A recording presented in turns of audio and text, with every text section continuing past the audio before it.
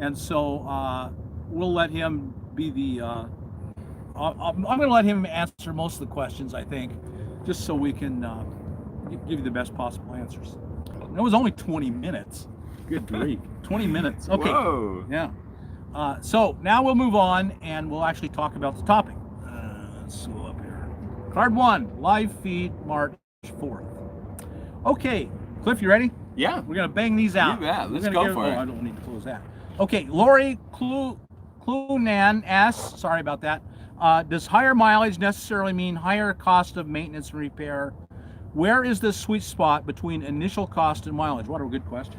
That's a great question, and it's kind of easy to answer in some ways, because when Howa set out to put some criteria together to help them determine what would be the minimum type vehicle, they came up with under 120,000 miles and 2,000 and newer. And when you add those criteria together, you kind of find the sweet spot. So you're asking for the sweet spot.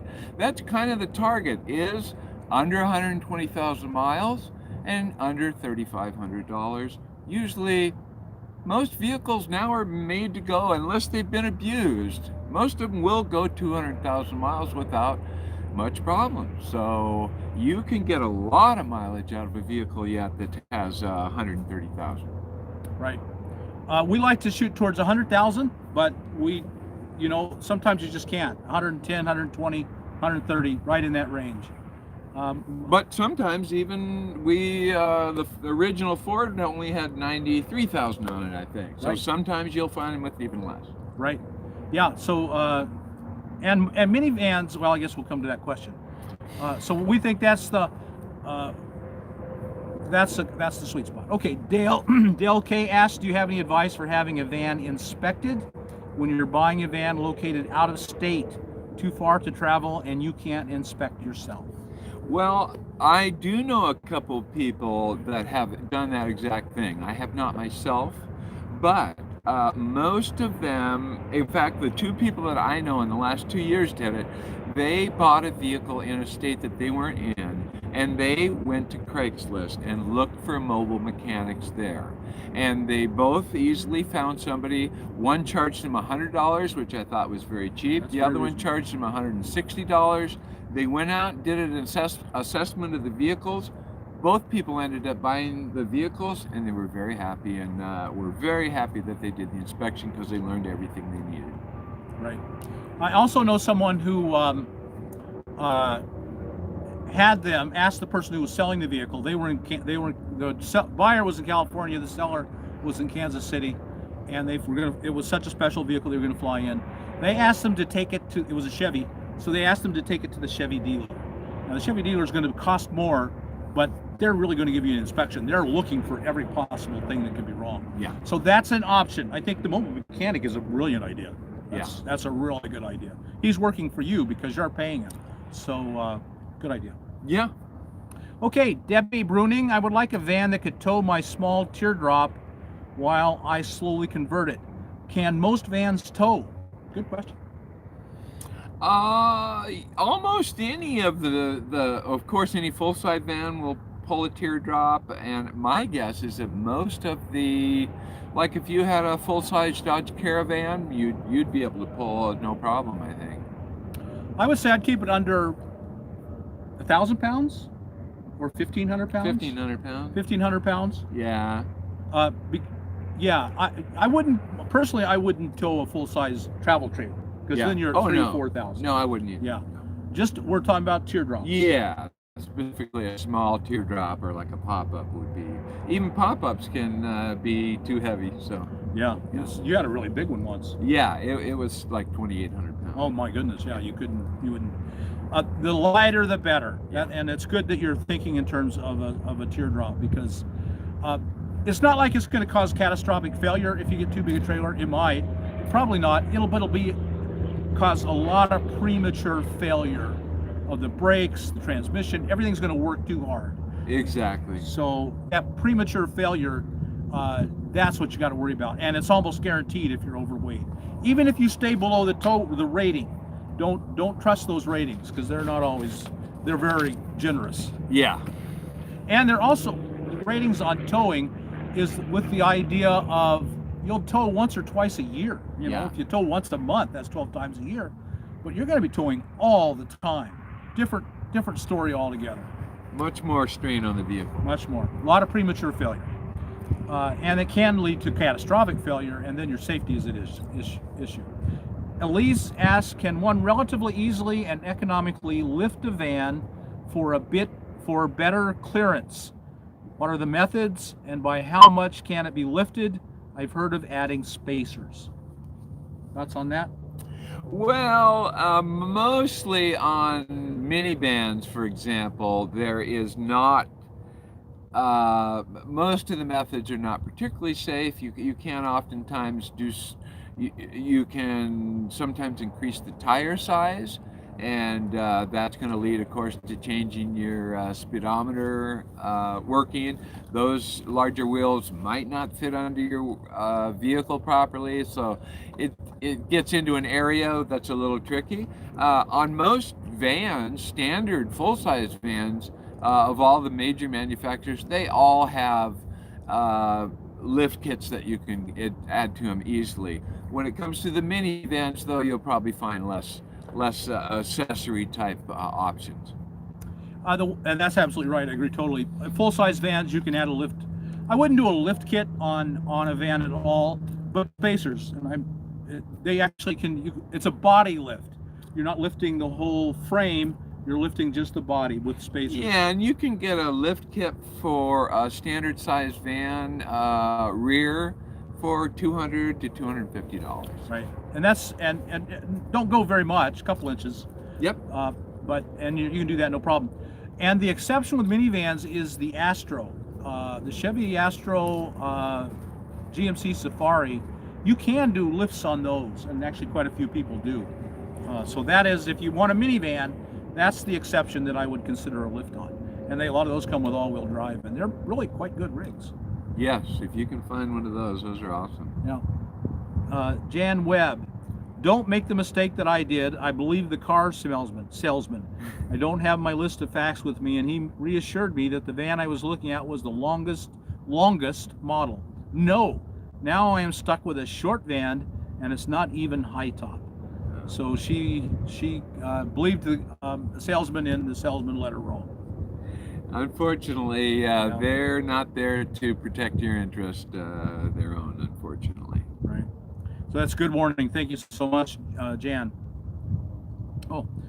Maria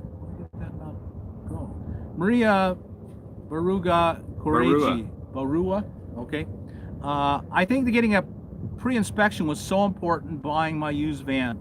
The inspection at an independent shop revealed transmission problems. The dealership offered me a 30-day warranty on the transmission because of that inspection report. The shop was right, and my transmission went out. How weird. You already got it? No, that's just a reply. I'm sorry, but for some reason we can't pick up the rest of your. But yeah, don't. Always don't buy a used vehicle without getting unless you're a real mechanic. Yeah. Get a real mechanic to check it out. Yeah, absolutely. That's just no question, because even if you are a mechanic yourself, it's kind of like a lawyer representing themselves. It's not a good idea. It's always good to get a professional inspection if you can afford it. If you can possibly do it, you'll have the potential to save yourself thousands of dollars. So they can, almost all of them have a routine check that they do. If they offer it at all, they will usually offer a pretty thorough inspection for around $100 to $150.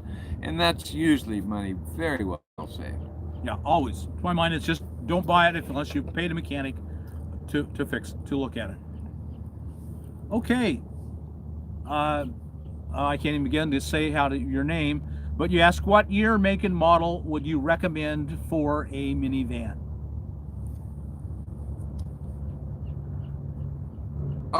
Year and make and model. Well, in the minivans, in my opinion, and I think it's kind of also how is doing a lot of the Chrysler or Dodge vans.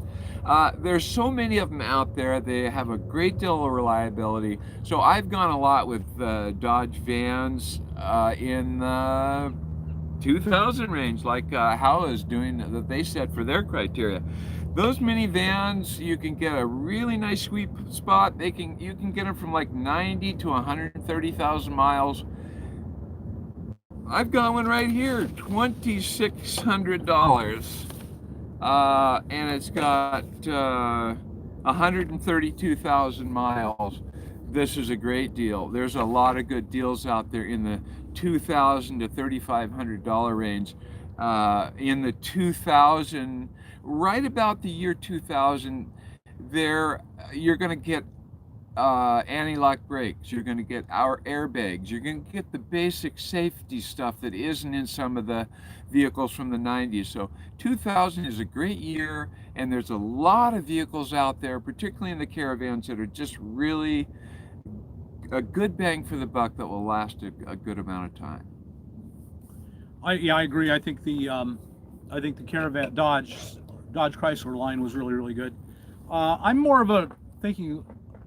And of course, I think most people would agree that the Toyota is one of the better ones. Oh yeah. However, I would normally think that about the Honda, because Honda makes great things. But actually, their minivans has some questionable reports. So I'm not sure I'd buy the Honda. But I'd definitely look for a Toyota. But you're going to pay a lot more. That's the thing. It's really $1 for what you're going to get. I wouldn't say don't get a Toyota if you can afford to get a Toyota, but you're not going to spend 25 to 35. You're going to spend 45 to 6, or right, a fair amount more. So it's all a matter of what do you have budget wise, and usually the most bang for your buck comes out of Dodge minivans. Yeah, no, and there's a lot of them around. They can be worked on. It's a good one. The Hondas tend to have some transmission problems. The Toyotas are very nice. They're just a little more expensive. Right, just they're more money. Have you considered? Let's see, Donna Bates. Okay, Daryl Heron. Sorry. Are there any advantages of owning a conversion van over others for a no-build build? So I'm assuming he's meaning like a full-size van with a conversion van. Usually that means they put in nice interiors and bigger windows. Yeah, but they oftentimes have things like captain's chairs that might not be suitable, or in the back. I don't know. A lot of times the conversions put a lot of weight and excess stuff that people actually don't use as nomads. Oftentimes you can't get one with a roof that's popped up a little bit, so that's an advantage for sure. That's kind of a case-by-case basis. I think you could find a conversion that might be a good place to start from. A lot of people want to just tear everything out and start from scratch, but for a no build, if you've already got a working conversion, well, sure, I know lots of people that have road tracks. I have a friend with a road track in the 80s that he just absolutely loves, and it's just a perfect vehicle. So, yeah. The one downside to the conversion vans is they add on pretty stuff on the walls, and they get thicker. Yeah. And you lose interior space. Yeah. So they'll add on the plastic on both sides that have cup holders all over the place. Yeah. And so that might be 4 or 5 inches on each side, which you don't care if you're driving down the van in the seats, but if you're living in it and you lose 4 inches on each side, that's a whole big chunk of space. And especially if you want to put the seat across the back, well, then you can't lose all that, because no one's going to, if they're already like 6 feet and you had to take away 4 inches on each side, well, who's going to sleep in that? Even a small woman can't sleep across there generally. So that's the one really bad thing about them, is they put this stuff on the wall and it just eats up into your space. I still think a cargo van is hard to be. Nothing on the walls. You can fit in between the ribs. There's only the sheet metal is losing you space. You're not even losing much to the ribs. And so maximizing space inside the van, which is a pretty big deal, And keeping it light. and keeping it light, Much right? lighter. They're adding a lot of crap on there. Now, again, if they added a top, usually they're called turtle tops, or like a foot or so. Yeah. That's worth it, almost whatever it costs you to get that top. Yeah. But if it doesn't have a top, I personally don't think I would look for a Yeah. conversion van. Yeah. The top is key to making that worth it, I think. Yeah. Okay, Donna Bates, have you considered doing YouTube videos on people you run across who are selling their converted vans, asked by someone shopping? I almost never run across people who are selling converted vans. It's a rarity. Yeah. I mean, if you've already converted it, made it ready to live in, it's a rarity. Yeah. And they sell them right away to their friends. They do. Usually by the time somebody's ready to move up or change vehicles, they've already got somebody that's, spotted their vehicle, or someone they know. Yeah. Yeah, the idea that you're going to find one that's already converted for you and move into it is not likely. It's unlikely. Ross Cadell, do you have recommendations where to find fleet vehicle sell-offs? Thoughts on that? Well, I've bought a number of vehicles I'm from Washington State. I bought another number of vehicles from the state of Washington. I used to buy vehicles and flip them. And so every state has usually a service that they use. They don't do it themselves. So you can just if you look up state vehicle auctions, you'll automatically find information right away. That's a good way to go about it. The thing with those is, you have to inspect them, and you can't take them to a mechanic unless you can get a mechanic to go to their facility. It can be more complicated. You can have more risk involved. So that's something to consider. Yeah, my van that I'm in now was a rental van, and I think it was budget. I think somewhere on there you can barely read on someplace where what the van originally was. I believe it was a budget rental van. It had 12,000 miles, and of course it was very much more expensive, but it was a fantastic deal. It had 12,000 miles. It was 2 years old, and I got it for 19,000, which is an awful lot of money, I know. But this scar here, which you guys can see from there, this scar here gave me a big bunch of cash that I put aside to buy a van with, and I had the cash, so that's how I got it. But if you're asking about, I think that's the very best way you can buy a vehicle, because it's still under full warranty. The van has a full warranty that transfers to the sale. So this Chevy had 36,000 mile warranty and only had 12,000 miles on it, and Nice. It was for 3 years, so I had another full year of warranty for that many miles. So. And it's hard to go wrong with a vehicle that's under full factory warranty. Yeah. But you have to be able to pay that kind of money for them, and that's not easy. Most of us can't come up with that kind of money. And I found it on Auto Traders. It seems to me that Auto Traders has the upper end of vehicles. Have you looked at Auto Traders at all? Sure, autotrader.com. Yeah. And so I had really good luck with them. I was in Quartzsite, and I set it to look within 300 miles. That gave me Phoenix, Vegas, and Los Angeles. And so it was looking for all three of those areas. There's a lot of vans in those areas. And I found this one. And in fact, the place I bought it from, that's one of the main things they do. They'll go to the auctions and they'll just buy budget. They'll go to budget and they'll buy them all. Yeah. And they'll get them at a fantastic deal. Yeah. And they won't negotiate. I said, well, this one had a couple of little flaws. I said, well, what about these? He said, the price is 19 and we're going to sell it at that, period. And that was that. But it was a good deal, man. I've never regretted it. That's a $33,000 van for 19, and it only had 12,000 miles on it. So. Yeah. But I know you can't afford that. Fleet vehicles have the advantage of they're better maintained. Do you think that's true? Oh, absolutely. Fleet. Absolutely. And they tend to buy vehicles that they're successful with. So if they have ones that operate well, then they keep buying those. So you tend to get good vehicles more often than not from fleets, yes. And the easiest thing there is a Google search. Yeah. Fleet vehicle sales, Quartzsite. Fleet vehicle sales, Los Angeles. And I think Phoenix has a fleet place that sells buses. I Absolutely. know a couple of people that bought buses from a place in Phoenix. So there are lots of places, and that's an easy Google search. You'll find lots of results. Okay, this one I don't think we're going to have an answer for. Coach Jack's Try Guy, what is the best, cheapest van to stand in? I don't think there are any. Can you stand in any van? A normal average guy's 5'8". I'm 5'8".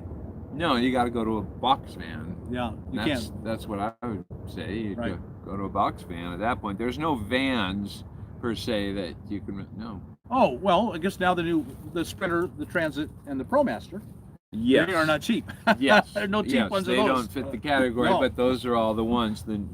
Those are the ones. Those are the ones. And of those, the cheapest would be the Sprinter because you can get those back to 2004. Yeah, because they've been here the longest. So And they're almost always work vehicles, and a 2004 might be really beat hard. yeah, I would say so.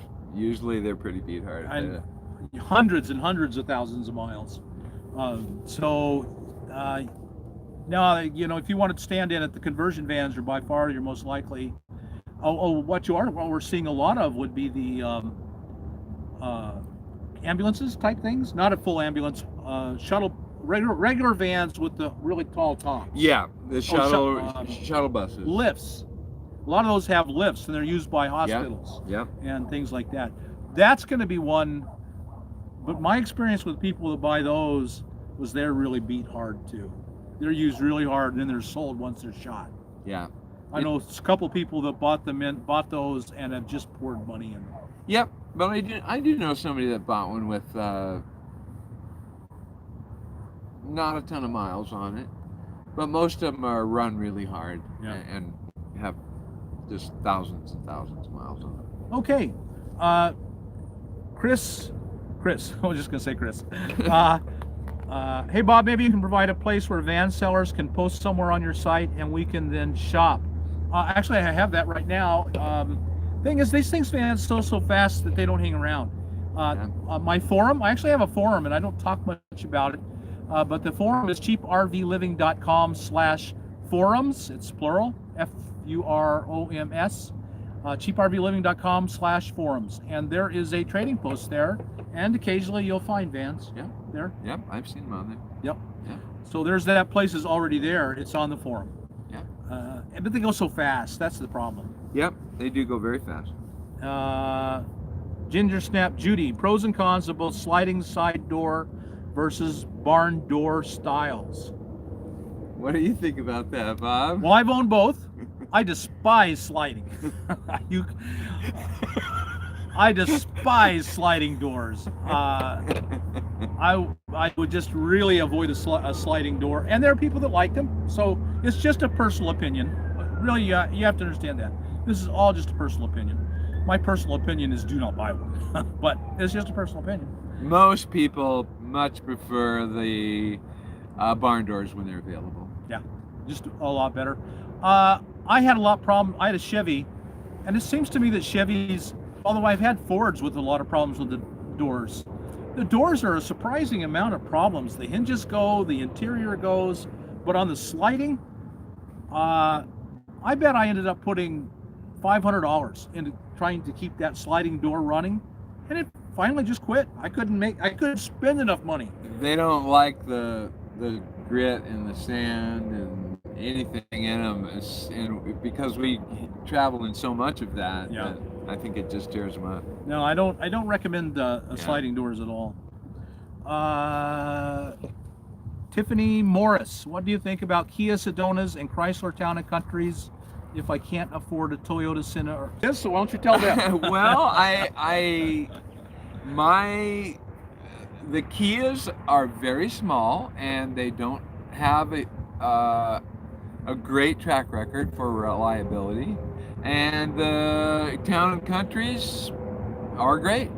They are very popular. They oftentimes have the stow and go seats in the back in the Town and Countries, which is a nice feature for dropping your rear seats down in the bottom or giving you cavities under there. Very popular vehicle. Lots of them out there to buy. Lots of cheap parts if you ever need to replace anything on them. Lots of aftermarket accessories.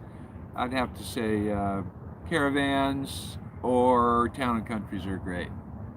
The one thing about the Chrysler, Dodge, both, is the transmission, and so make sure that it's sound. Just get it inspected, because that's the main thing that goes on them is their trannies, just like the Hondas is Yep. the trannies. I'm more positive about Kia Sedonas. I would keep Kia Sedona on my list, but like any other, because it'll be a lot cheaper to buy. It was cheaper to buy originally. It'll be a lot cheaper for you to buy now. Here's the big thing. We have this fascination with reputations, and reputations can be very important. No one in their right mind should ever buy a Ford 6-liter diesel. You buy that thing, it's going to blow up. It's not a win, it's going to. That's a reputation well deserved. A lot of these reputations, its maintenance is more important than reputation. If you a well-maintained car with a poor reputation is usually going to be far better than a great reputation that's poorly maintained.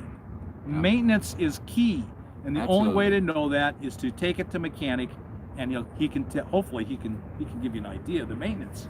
You take good care of any car, it should last on you. Yes. And so that's more important than reputation is maintenance. And I would keep an open mind to the Sedona. Here's one thing that I kind of do with cars sometimes, and the availability of parts based on how many vehicles were made and sold.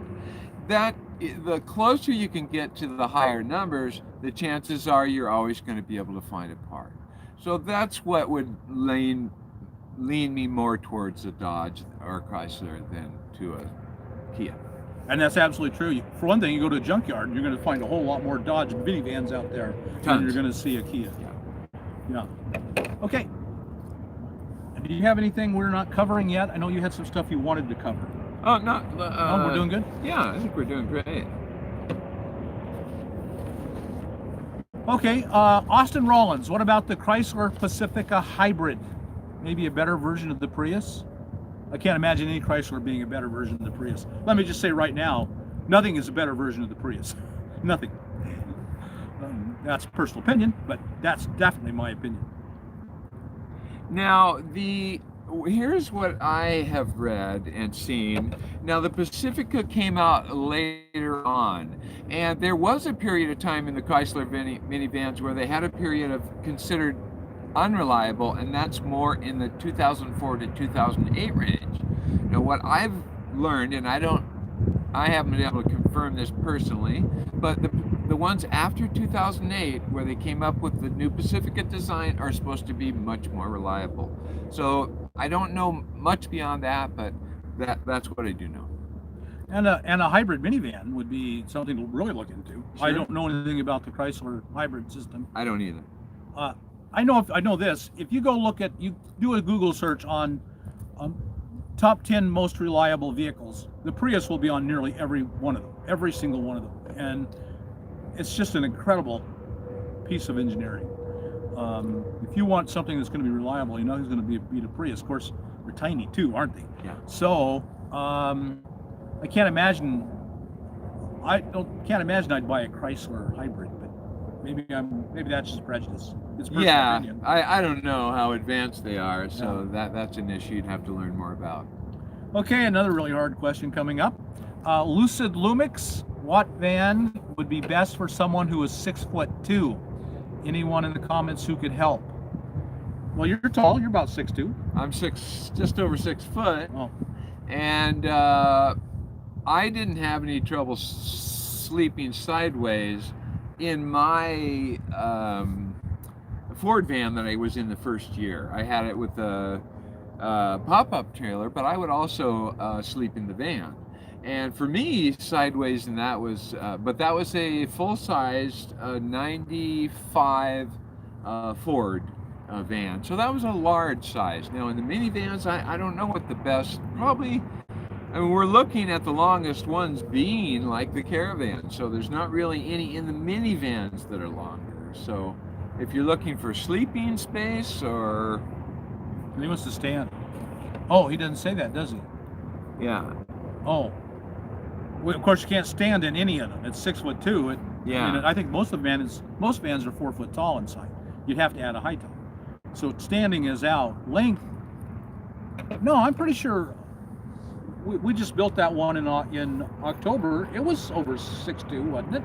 From the back. Oh yeah. From behind the driver's seat to the back. Oh, there's plenty like of length. 7 feet. Yeah, there's plenty of length. Yeah. Yeah. That's Yeah. so you can sleep lengthwise. I think in any of them. Yeah. I would guess Yeah. at 6'2", but not across. No. Not on a minivan. Okay. Frederick Edwards, do you have any thoughts on those low mileage ambulances you see from time to time? They are usually diesels. Thoughts on ambulances? I personally haven't worked on one. They're almost all diesels, and I have seen several of the conversions, and they're very nice. They have a lot of built-in stuff that is highly functional, but you can be assured it's going to be heavy. And if you're planning on getting off road very much, I don't know how they're going to work there, but I've seen some builds. They're fantastic. Yeah. Again, you've got a diesel power plant. If that works for you, that might be good. Yeah. One of the things that people ask about and are worry about ambulances is old viruses. You know, someone had AIDS in there, or blood. You know, there's been blood. People have died in there. Are there ghosts? I mean, I've actually people say these things to me. And I know someone who vehemently says no one should ever buy an ambulance because of the risk of dry viruses and blood. I don't believe that myself, but it is something for you to think about and decide for yourself. So I'm not going to tell you yes or no about that, but it is something for you to consider and make your own decision. Weight would be the biggie. Yeah, they're heavy. They're very, very heavy. You know, the one thing you can't have if you're running an ambulance is you can't have it breaking down. You can't have someone dying on the way to the hospital because the ambulance broke down. Yeah. That's a lawsuit that you would never get out from under. You know, you just can't do that. So I think they're very, very well maintained, but they're Absolutely. very heavy. Another name I can't pronounce. Which minivan is the best deal, most space, MPG, and reliability for the money? Now we're talking about the new ones.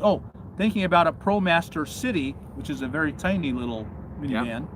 It looks bigger, but not sure. Or Ford Transit. I would assume you're talking about Connect or Grand Caravan.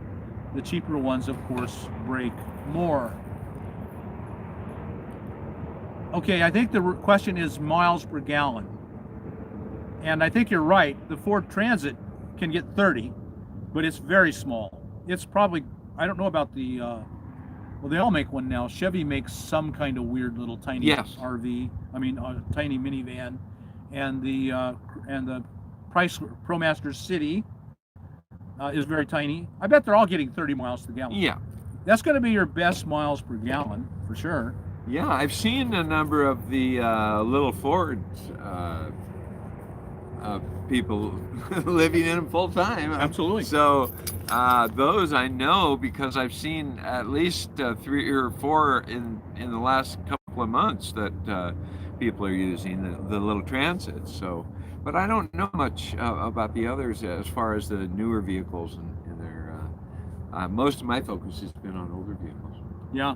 The Ford Transit Connect, I'm a fan. I'm a pretty big fan of the Connect. It gets honest 30 miles to the gallon. I think it's reasonably well built. It's very small, but I think if you can live with the size, super stealth, 30 miles to the gallon, 28. I mean, literally 28 or 30 is what people are getting with them. That's and honest, not just a number people dream up. You can dream up any number. You're just not going to beat that. Is it big enough? Only you can decide. We can't tell you that. Wouldn't be big enough for me. Would you live in a Ford Transit Connect? No, I can't do it. No, I can't live in a Prius, and I know certain crazy people who can.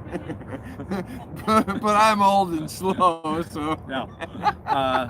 So, you know, if you can live in it, boy, I would give serious thought if you can live in that small a space. Okay. Sherry Timmons, what is the best van for the best pricing I can already tell you we can't answer this. As money as the main holdup. I'm disabled with bad back, really need a high top, but not sure what to do. Thank you for all your input. Where to look? Where to look? Is there like buy here, pay here, where you can pay monthly payments? So a lot of questions there. You're poor. You're really poor. What do you buy? Yeah. Well, if you have to stand up, that really limits you. It's not going to happen. It's pretty hard to imagine that. You'd have to be in a box van, or you'd have to be in a high top. So you'd have to be in a pretty tall vehicle. That could be a tough one. When I first started out, I pulled a pop-up trailer behind my van because I needed to stand up. I have a bad back, so that is something that was a consideration for me, but I couldn't afford exactly what I needed, and it took me a while to get to that point. But if you need to stand up, that could be a tough one. The thing is, most people, and this is a consideration you want to think about, most of us spend most of our time outside of our vehicles. So we try to camp in places where the climate is such that we're really not forced to spend a great deal of time inside if we don't want to. It's the only thing I could say to that. But getting one in a budget arena, you're going to have to look for probably a box van would be the lowest priced vehicle I've seen. And I've seen those for same prices as some vans, so sometimes they do pop up. Something you might consider is the tents that hang over the back door. That's an idea. You would maybe spend your day out there, all except the very worst weather conditions, and then just sleep inside the van, or maybe even sleep out there, I don't know. Under the bad weather, you wouldn't want to sleep out there, I wouldn't think. And I think people overestimate the importance of standing. Yeah. If you put the bed behind the driver's seat all the way at the back, then all you have to do is step in and sit on the bed. Yeah. And you'd have to keep the bed low enough so you can your full back goes upright. Yeah. If you have to arch, then that's going to clobber your back. Yeah. But as long as you get it low enough, you can. You never have to do anything but sit on the bed inside the van. Everything on the side you can reach, and you'll have to do almost everything outside. Yeah. I mean, even putting your pants on would be hard because you're going to be scrunched, and if you got a bad back, being scrunched is no good. But as you said, I thought it would be harder to be in a van than it actually was when I did some traveling in my van by myself. So it really, again, you get in and sit down. Just, if you want to be up, then you get out and you're outside. And that would be, it's going to the bathroom, putting on your clothes. Those are the things that are really hard to do in the van. You could sit and cook, put your kitchen directly across, kind of block a little bit of the door. So you could cook there, you could have your storage there. You can just sit a whole lot more than you think. And if you could get a tent outside, then you're set.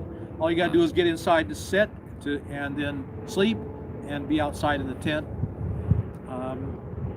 You're not going to find a minivan on a really tight budget. You're not going to find a high top that you can stand in on a really tight budget. It's just not going to happen. And if you can, it's going to be a piece of crap and it's going to keep falling apart. Well, that's the thing. One thing we haven't talked about, and they do ask where to look. So let's talk about where you go to buy a van or a minivan or a car or whatever people are looking for. All right. I made a couple of notes here. Let me grab them. I think we might go over, folks. So if you want to hang around, we'll go over. Well, here's a few places.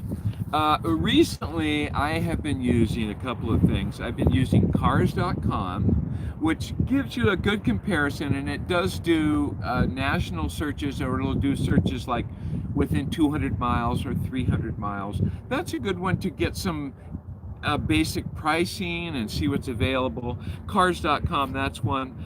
Auto Tempest, I like. Auto Tempest Craigslist.com is a site that allows you to search multiple things at once. So it'll search Craigslist, it'll search several other sites and bring all that information into it. And you can pick which sites you want it to use. So Auto Tempest is a good one. Craigslist, of course, is a very good one. And you know, the typical things you have to watch for on Craigslist. Some of the things are some of the salesmen or sales outfits will list as a private sale when it's really a commercial sale. That doesn't happen too much anymore because now they charge you for all listings for vehicles. At least they did in the city I was in, so everybody was on the same playing ground. But Craigslist is still a good resource because it's local. You can get fine-tuned into local stuff. And the other one that's been really popular, I've seen a lot of stuff on lately, is Facebook Marketplace. It is very localized. You can get stuff right close to home, and that's a good place to look. So those are some places. Of course, Auto Trader has been a good one. They give you a broad spectrum. All of these guys are going to try to use it as a tool to advertise to you, try to send you the typical marketing materials, all that. So it depends also if you're in a rural area, well then Craigslist might not hit your area very well. And that's when something like Auto Tempest will help give you a little broader spectrum because it will not only check Craigslist, but it'll check Auto Trader and some of the other ones at the same time. So that's a good one. Something to do is you're going to have to expand your search. Like I said, I was in Quartzsite and I drove over to LA. I don't know how far that is. It's probably 250 miles. Yep. And you know, I found this was the van, and I drove over there to get it. So you may have to do that. What do you think about eBay? eBay is for sophisticated buyers, is what my opinion is. I've been at eBay both a seller and a buyer, I think since, well, at least 15 years. And vehicles are tricky because you don't get to inspect them unless they're in a city near you. So you run into the much higher risk. And usually people are selling them on eBay for a reason, that they don't want to sell them directly to their market where there is a possibility of liability coming back on them. So if they want to wash their hands of a vehicle and know that they're not going to deal with it again, they're going to sell it without any no guarantee, no warranty whatsoever. You know, you get it, you accept it, and if it says described, it's yours. So there is more risk, and I would recommend it only if you've bought a lot of vehicles and know eBay well. Right. Okay. Then back to if the question from Sherry Timmons, what's your best, cheapest? You're really poor. I'm going to say buy a minivan, buy the best minivan you can. You're going to get the most bang for your buck. Look in all those places. Absolutely. It's so many. They're like, okay. Then she asks about if you are kind of poor, is there a buy here, pay here, where you can pay monthly payments? And I'll address that first. I've bought vehicles at a used car lot where you buy here, pay here, and I had a really good experience. I found I'd been looking for pickups. I wanted a pickup, and so I'd taken like 3 or 4 different ones to mechanics. They were all crap. They said, "You buy this, you're just throwing money away." So I didn't buy those. So I went to this, and I was mainly going to used car dealers. And so I went to this one used car dealer, and I said, "Can I take it to a mechanic?" He says, "Sure." Looked great. So I took it to the mechanic. The mechanic said, "If you don't buy it, I will." Okay, that's good. That's a good recommendation. That's a good. So I went back and I bought it, and it was $5,000, and I only had 3. That was all I could afford to put down, and so I did a buy here, pay here, and I think the payments were $150 a month, and I went in every month and gave them $150, and I think a year and a half later, or whatever it was, I don't remember the details. A year and a half later, I got the title. and it was a great experience. I wouldn't hesitate to do it again. Are there rip-offs? Probably, but this was my hometown. It was in Anchorage, Alaska. I'd driven by this place, just lost it. Oh, where's your back one? And so I would do it. That's what I'd say. Try and know them. Try to know if they have their reputation. But yeah, I did it no problem. Oftentimes, if it's a buy here, pay here thing, they may get a little more price for the vehicle. Sometimes they'll do that for offering the service. You have to, judge that for yourself as far as the value, but it can certainly be a way to get something financed if that's helpful to you. Okay, I think we covered that. Any last thoughts on you don't have much money? What do you do? What do you buy? Where do you go? I think we covered that pretty well. If you really are looking for the cheapest possible vehicle, I'll go into Craigslist. I'll make myself a search. I'll set the maximum amount of money that I have to spend, and then I'll look at every single listing one at a time and see if those vehicles could be suitable for a living vehicle. Right. And you may have to settle for something you don't really want to live in. I mean, you're going to be uncomfortable, but if it's a cardboard box or sleeping in a car in a vehicle that makes you uncomfortable, well, I'm still going to choose the vehicle. If I can afford it, it's better than a cardboard box under a bridge. Well, also for me, when I started out with the van and the pop-up. Well, that allowed me to save money during that first year, and then I was able to trade that in and get a different vehicle the next year. So, you could do it incrementally, and most people do that incrementally. They'll get in a lifestyle that they can then save some money, right? And life starts becoming easier, and then they can maybe upgrade their vehicle over time. So even if you're on a really low income, say you're on $800 a month or $1,000 a month, if you can live in your car in a tent for a year and save $500, if you can save $100, if you can save $100 a month, that's $1,200 after a year. That's $2,400 after 2 years. That's $3,600 after 3. $3,600 you can get into a minivan, a good minivan, good one. Really good minivan. So you might have a year or 2 or 3 if you have no other money, but then it's a path. It's a good path forward. Yeah. There's hope, and yeah, you're enduring life in the car and in the tent, but there's a path and there's a light at the end of the tunnel. And living in a minivan can be very pleasant. Yeah. Absolutely. So sometimes you have to think that way. I'll take anything I can get right now. I'll save every penny I possibly can. And a lot of you are paying $100, $200, $500, $600, $800 a month in rent someplace. Yeah. What if you could live in your car and put that in your pocket? It won't take you long at all to get a good vehicle. Yeah, my first year, my expenses went down by $600 a month. And you saved it? And I saved it. There you I go. was able to use that to move up to another vehicle. Right. So endure the discomfort for a while.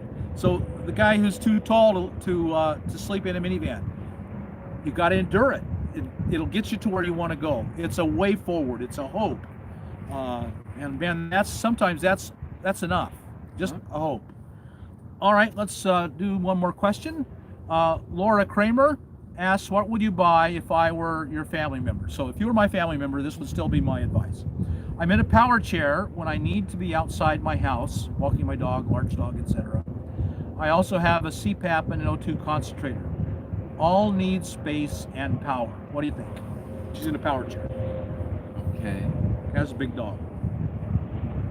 Well, I've seen that kind of situation where people use the small schoolies is common. It is the scooter something that you have to be on to get in and out of the vehicle, or just on to move around? If that's the case, then I don't know. You could have a carrier for a scooter without any problem on most any vehicle, so that's not too hard. And the room for stuff in a minivan. Big dog. Big dog. Okay. Well, I don't know. For me, it's as simple as a cargo van. You just move it to a cargo van. Yeah. And That'd be the simplest. yeah, and that's always the simplest. It'll have Yeah. a gate, drop-down gate. You get 6x10, 6x12. Yeah. You'll need a vehicle that can tow that. They'll usually weigh about 1,500 pounds, less than 1,500 pounds, but by the time you get all that stuff in there, Yeah. you can hold a lot of solar. You can hold you and your dog. It's Yeah. an empty space. You build it for you and your wheeled power chair and Yeah. your dog. So you go in, you look around and say, this is where I can sleep. This is where the power chair can go. This is where the dog's going to go. You can build it around all those things in mind. I've seen several people in cargo vans, and that's the answer for a power chair. It works really well. You'll have to work out a system, but you can. It's just mechanical. Cargo trailer. Cargo trailer, yes. Cargo trailer, sorry.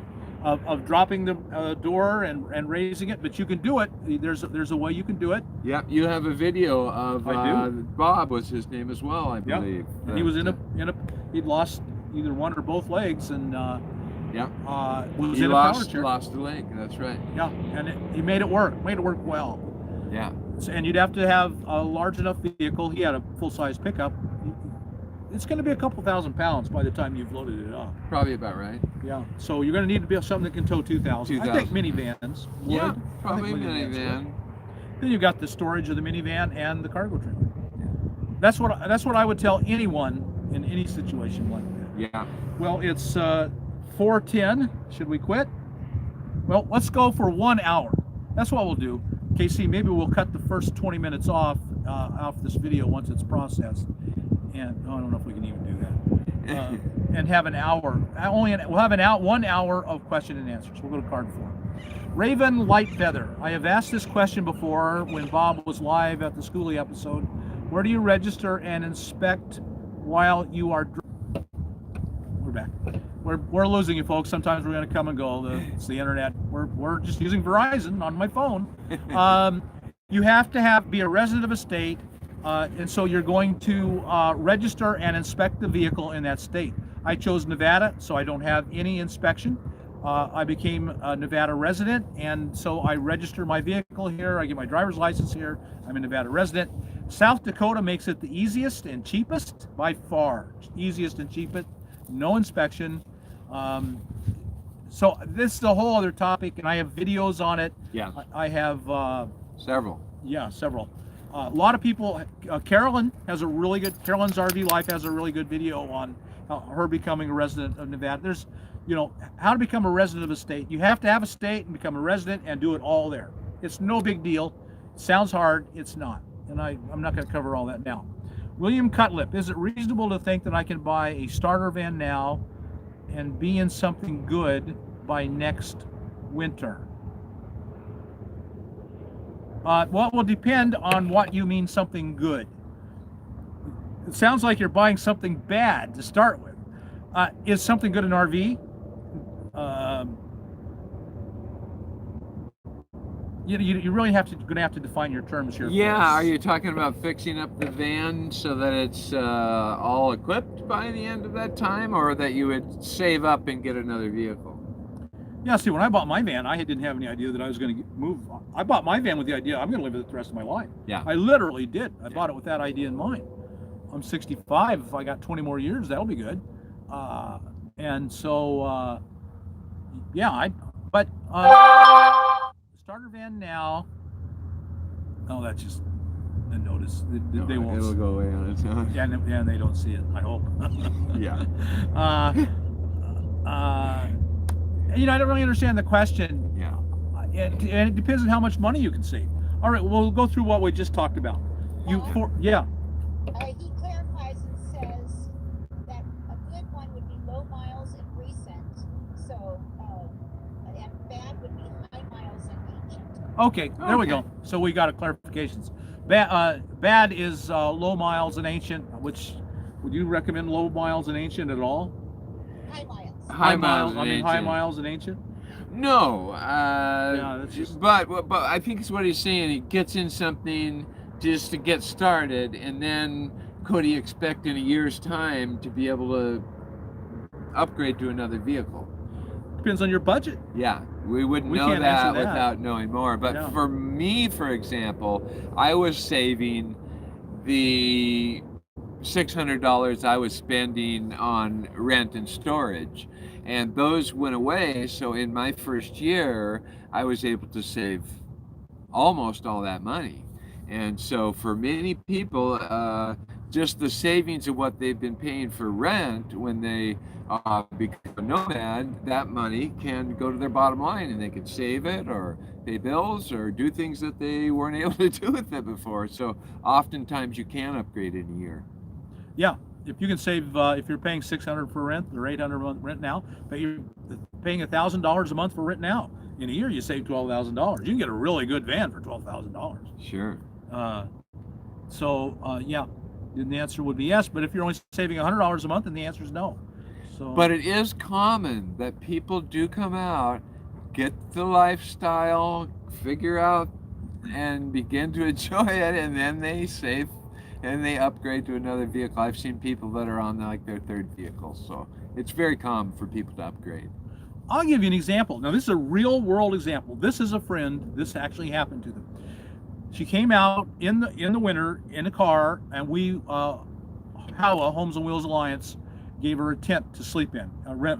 She borrowed it. When she was done, she returned it.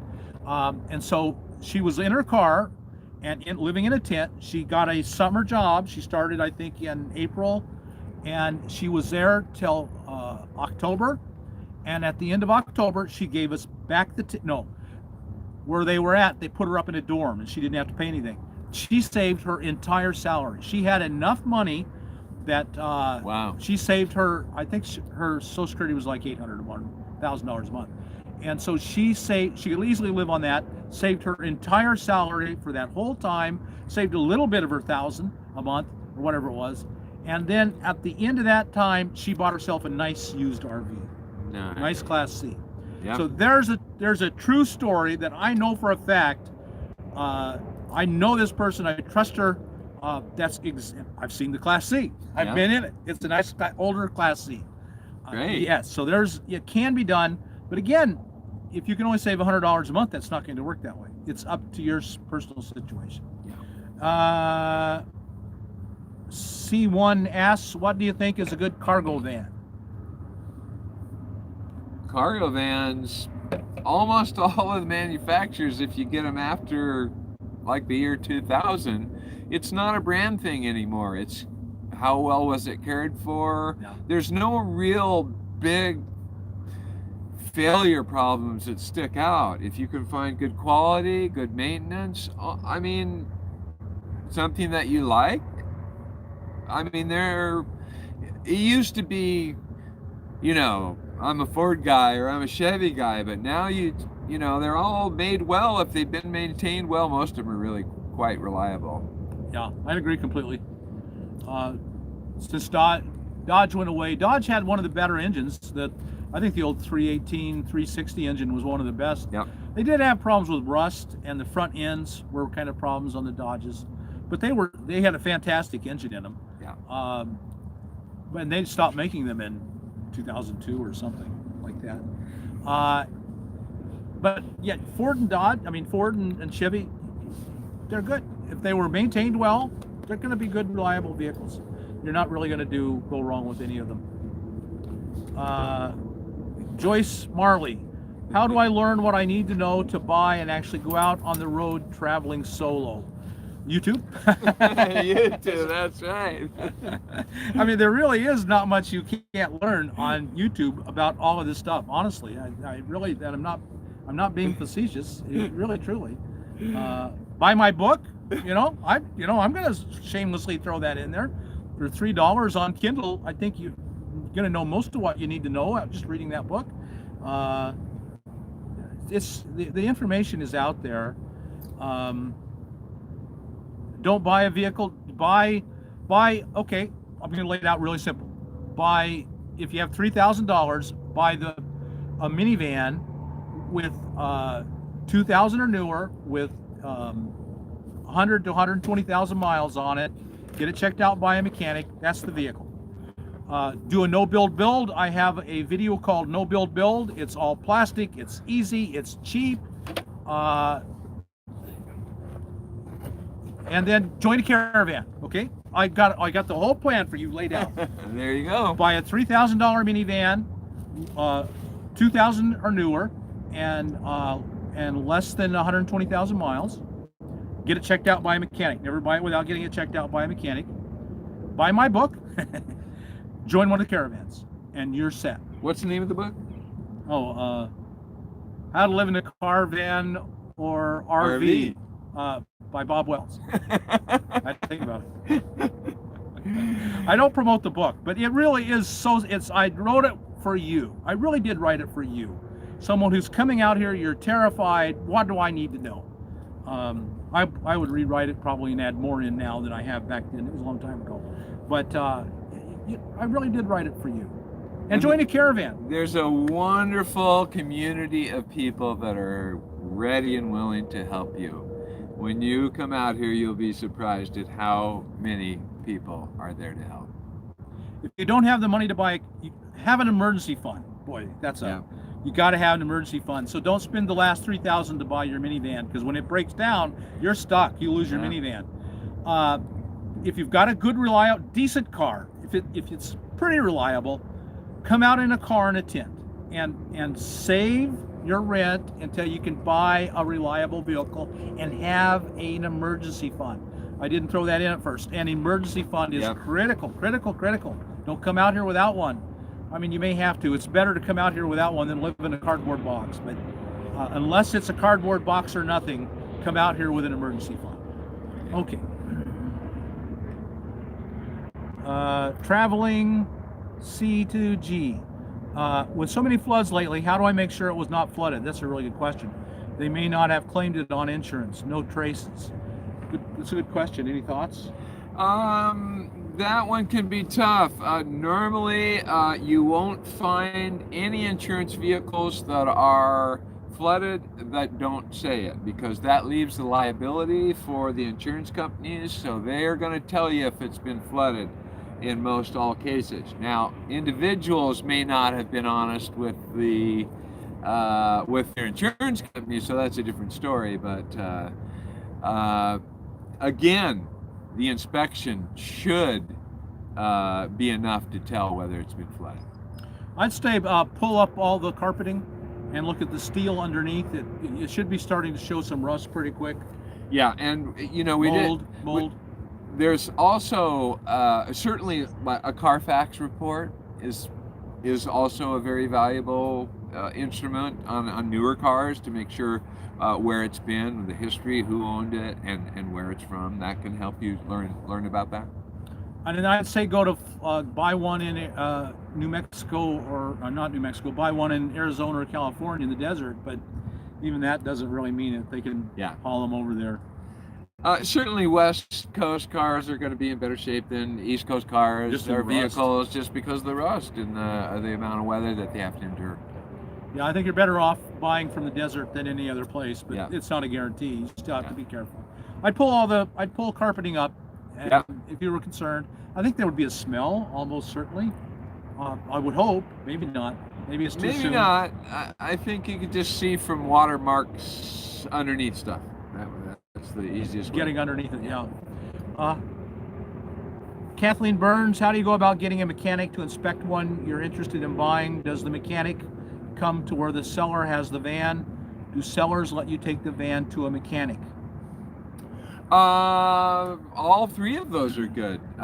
Oftentimes the seller will just let you take it to your mechanic. Anybody that's really wants to make a sale and doesn't have anything to hide should not have a problem with you taking it to a mechanic. But also, you will find mobile mechanics. That's the second one. And there are people that do specialize in just vehicle inspections only. Almost all of them are mobile. So normally if you look up vehicle inspectors or pre-purchase vehicle inspector, there's quite a few people that specialize in it, have good skills in it, and are mobile. If I ask someone if I can take it to a mechanic and he says no, I'm almost certainly walking away. What are you hiding? That's a deal breaker. That's a deal breaker to me. I don't think I've ever had that happen. Yeah. And it's hassle. I usually will take them to a shop, but the mobile mechanic's a great idea. And so maybe before you start your search for your minivan, call around to some of the mobile mechanics and have them online. Say, can I call you? And unless he's right in the middle of something, hopefully he'll come and help you or set up an appointment. Yeah. Okay, card 5. Lucky 1999. What are your opinions on full-size SUVs, the Suburban, etc., versus a minivan for boondocking on BLM land and similar use? Thoughts on that? Well, generally the space and the gas mileage are much better in the minivan than they are in these other vehicles that are really made for hauling people, not for camping in. Suburbans tend to get pretty poor gas mileage unless they're newer. The older ones, I don't think they're any more reliable. So, well, all of this, when you're making your choice of which vehicle to live in, it always comes down to the balance. When you get something, you give up something. And if going off-road is your highest priority, you're going to give up a lot of comfort and you're going to give up a lot of miles per gallon.